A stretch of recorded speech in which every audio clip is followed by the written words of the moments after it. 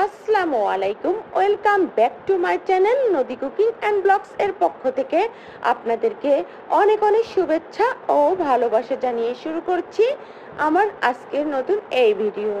তো আজ থেকে শুরু হচ্ছে পবিত্র মাহে রমজান।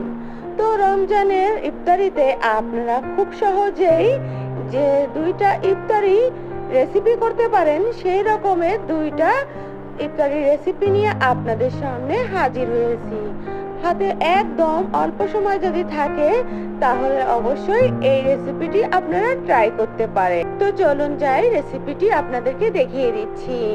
এই যে আমি কিন্তু এখানে আলুটাকে ম্যাশ করে নিয়েছি। ইভেন আমি আলু এবং ডিমটা অফ ক্যামেরাতে সেদ্ধ করে নিয়েছি আর হাত দিয়ে খুব ভালো করে ম্যাশ করে নিয়েছি। আর এখন এখানে আমি 2-3টা শুকনো মরিচ আর লবণ দিয়ে খুব ভালো করে আমি হাত দিয়ে ক্রাশ করে নিব। আর এখন এখানে নিয়ে নিয়েছি পেঁয়াজটাকেও আমি খুব ভালো করে মরিচের সঙ্গে খুব ভালো করে আমি মেখে নিয়েছি। আর নিয়ে নিয়েছি কাঁচামরিচ, ধনিয়া পাতা, আর এখন নিয়ে নিয়েছি কিছুটা সরিষার তেল। এই রেসিপি করার জন্য অবশ্যই সরিষার তেলটা দিবেন, এতে করে ঘ্রাণটা খুবই ভালো আসে। তো সবকিছু মাখা হয়ে গিয়েছে। এখন আমি এই সব উপকরণগুলো আলুর সঙ্গে খুব ভালো করে সময় নিয়ে হাতে খুব ভালো মতো মিশিয়ে নিব। তো বন্ধুরা, এখানে কিন্তু আমার আলুটাকে খুব ভালো করে মেশানো হয়ে গিয়েছে। আর আমি আগে থেকে যে সেদ্ধ করে ডিমটি রেখেছিলাম সেটা এখন আমি খুব ভালো করে এভাবে করে গ্রেট করে দিয়ে দিব। তো এখন আবারও হাত দিয়ে মেখে নিব। দেখুন তো বন্ধুরা, কতটা সহজভাবে আমি এই একদম কম সময়ে রেসিপিটি করছি। তো এখানে আমি আর একটু সুঘ্রাণ বাড়ানোর জন্য সামান্য সরিষার তেল অ্যাড করলাম। তো যে সকল বন্ধুরা আমার ভিডিওটি দেখতে শুরু করে দিয়েছেন, তো প্লিজ লাইক দিতে একদমই ভুল করবেন না। আর অলরেডি যারা এই কাজটি করে দিয়েছেন তাদেরকে অসংখ্য ধন্যবাদ। আর যারা আজকে প্রথম আমার এই চ্যানেলটি ভিজিট করছেন, তো ভিডিওর কোথাও কোনো অংশ বা কোনো কাজ যদি আপনাদের কাছে ভালো লেগে যায়, চাইলে আমার চ্যানেলটিকে সাবস্ক্রাইব করে রাখতে পারেন। তো যাই হোক, এখন আমি এই যে আলুটাকে সুন্দর মতো একটি শেপ দেওয়ার জন্য এভাবে করে একটি চপিং বোর্ডে একটু তেল মাখিয়ে আমি হাত দিয়ে খুব সুন্দর করে এটাকে এইভাবে লম্বা শেপ এনেছি। আর এখন ছুরির সাহায্যে সুন্দর মতো করে কেটে নিচ্ছি। আপনাদের যেমন খুশি তেমন ভাবেই এই শেপটি করতে পারেন। তো আমি এভাবে করেই কিন্তু ডিজাইনটি করব, এতে করে দেখতে খুবই আকর্ষণীয়, লোভনীয় লাগবে। তো এভাবে করেই কিন্তু আমি সবগুলো আলুর চপটা তৈরি করে নিব। তো চপটি বানানোর জন্য এখানে আমি চপের উপরে একটি লেয়ার করব। সেই জন্য আমি এখানে নিয়ে নিয়েছি ময়দা 2 চামচের মতো, কর্নফ্লাওয়ার 2 চামচ, চালের গুঁড়াটা এই রেসিপিটি অনেক বেশি ক্রিস্পি করবে, তার জন্য এখানে নিয়ে নিয়েছি আমি মরিচের গুঁড়া, গোলমরিচের গুঁড়া, পরিমাণ মতো লবণ। সবগুলো উপকরণ আমি আবারও হাত দিয়ে মেখে নিব। তো এখন আমি হাতে সামান্য করে পানি নিব আর এভাবে করে মাখতে থাকবো। এটাকে আমি লিকুইড করব না, একটু দলা দলা ভাবটা থাকবে, এরকম অবস্থায় এটা রেডি হয়ে যাবে। তো এভাবে চপটি করলে কিন্তু অনেক বেশি ক্রিস্পি আর অনেক বেশি খাস্তা হয়, আর খেতে কিন্তু অনেক বেশি মজাও লাগে। তো এভাবে করে আমি কিন্তু এর উপরে লেয়ারটা তৈরি করে নিয়েছি। এই যে দেখতে পাচ্ছেন, এভাবে করেই কিন্তু আমি লেয়ারটা তৈরি করে নিয়েছি। আর এখন ডিম দিয়ে আমি আরো একটি রেসিপি করব। তো এটাও অনেক সহজ এবং খুব অল্প সময় তৈরি করা যায়।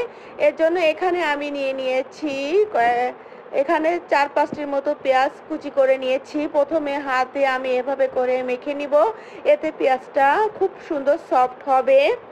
তো এখানে দিয়ে দিচ্ছি আমি পরিমাণ মতো কাঁচামরিচ, ধনিয়া পাতা, আর এখানে দিচ্ছি বেসন, আর দিয়ে দিয়েছি কর্নফ্লাওয়ার। এখন দিব এখানে শুকনো মরিচের গুঁড়া, ধনিয়া জিরা গুঁড়া একদম অল্প করে দিতে হবে। সামান্য হলুদের গুঁড়া দিয়ে দিচ্ছি। আর দিয়ে দিচ্ছি এখানে স্বাদ মতো লবণ, গোলমরিচের গুঁড়া, আর এটা হচ্ছে কালো জিরা একটু বেশি করে দিয়েছি, আর একদমই হাফ টিস্পুন টেস্টিং সল্ট। এটা চাইলে আপনারা স্কিপ করতে পারেন। তো স্বাদ বৃদ্ধি করার জন্য আমি অল্প করে দিয়ে দিয়েছি। আর এখন এটাকে আমি খুব ভালো করে মেখে নিয়েছি, আর সামান্য পানি দিয়ে এটাকে একটু আমি মেখে নিব, এতে করে এটা খুব সুন্দরভাবে কোট করা যাবে।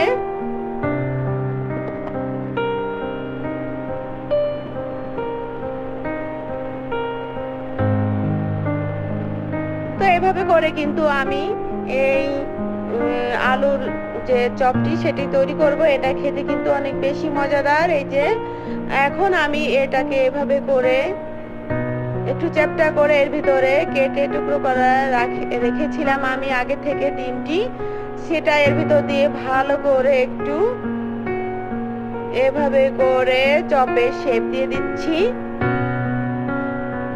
তো বাকি চপগুলো কিন্তু আমি একই প্রসেসে তৈরি করে নিব।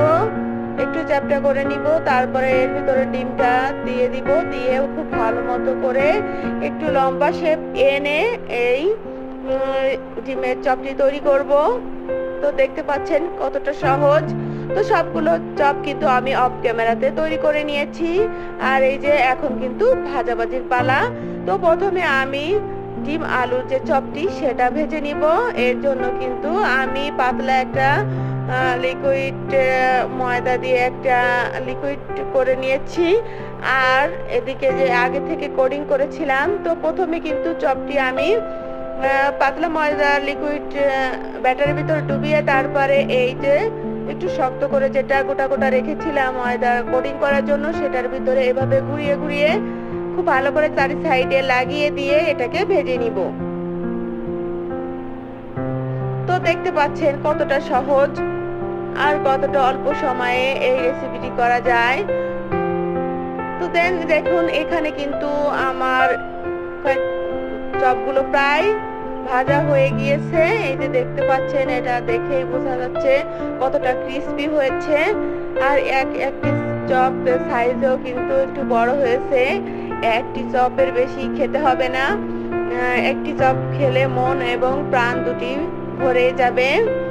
তো যাই হোক, এভাবে করে কিন্তু আমি এই চপটি ভেজে উঠিয়ে নিব। আর এখন এই যে আমি ডিম এবং পেঁয়াজ দিয়ে যে চপটি করেছিলাম সেটাও ভেজে নিব। তো ভিডিও এই পর্যন্ত যারা এখন অবধি লাইক দিতে ভুলে গিয়েছেন, তো প্লিজ একটি লাইক দিয়ে দিন। আপনাদের একটি লাইক আমার নতুন নতুন ভিডিও বানাতে অনেক বেশি আগ্রহী করে তুলবে। তো প্লিজ প্লিজ লাইক দিতে কেউ ভুলবেন না, আর ছোট করে একটি কমেন্টসও করে যাবেন। তো এভাবে করি কিন্তু এটা সময় নিয়ে আমি উল্টিয়ে পাল্টিয়ে ভেজে নিব। আর এই কাজটি কিন্তু একটু সময় নিয়েই করতে হবে। তো একটু সময় নিয়ে যদি এটাকে ভাজা হয় তাহলে কিন্তু ভেতর অবধি খুব সুন্দর মতো ভাজা হয়ে যাবে। এখন আমার চপগুলো প্রায় ভাজা হয়ে গিয়েছে, আমি এগুলোকে তুলে নিচ্ছি। তো দর্শক দেখুন, আমার সমস্ত চপগুলো কিন্তু ভাজা হয়ে গিয়েছে, আর দেখতে কতটা লোভনীয় হয়েছে মাশাআল্লাহ। এই যে দেখুন কতটা সুন্দর হয়েছে, আর কতটা লোভনীয় হয়েছে, আর কতটা খাস্তা হয়েছে, একদম মুচমুচে হয়েছে, দেখতে কিন্তু ভীষণ সুন্দর লাগছে। আর এরকম একটি রেসিপি যদি আপনারা ইফতারিতে রাখেন তাহলে দেখবেন সবাই অনেক বেশি খুশি হয়ে যাবে। আর এটা খেতেও কিন্তু ভীষণ মজাদার। তো এবার রমজানে অবশ্যই এরকম একটি রেসিপি অবশ্যই ট্রাই করবেন। আর এই যে দেখুন কতটা ক্রিস্পি হয়েছে, আর এটা দেখতে কিন্তু ভীষণ সুন্দর হয়েছে। তো আমার আজকের এই চপের রেসিপি আপনাদের কাছে কেমন লেগেছে অবশ্যই কমেন্টস করবেন। আর ভিডিওটি ভালো লাগলে লাইক, কমেন্ট, শেয়ার এবং সাবস্ক্রাইব করবেন। আর পাশে থাকা বেল বাটনটি অবশ্যই অন করে রাখবেন, এতে করে যখনই আমি নিত্য নতুন ভিডিও আপলোড করব তখন খুব সহজে আপনারা পেয়ে যাবেন। তো আজকের মতো বিদায় নিচ্ছি, সবাইকে আবারও রমজানের মোবারক জানিয়ে শেষ করছি। সবাই ভালো থাকবেন, সুস্থ থাকবেন। আল্লাহ হাফেজ।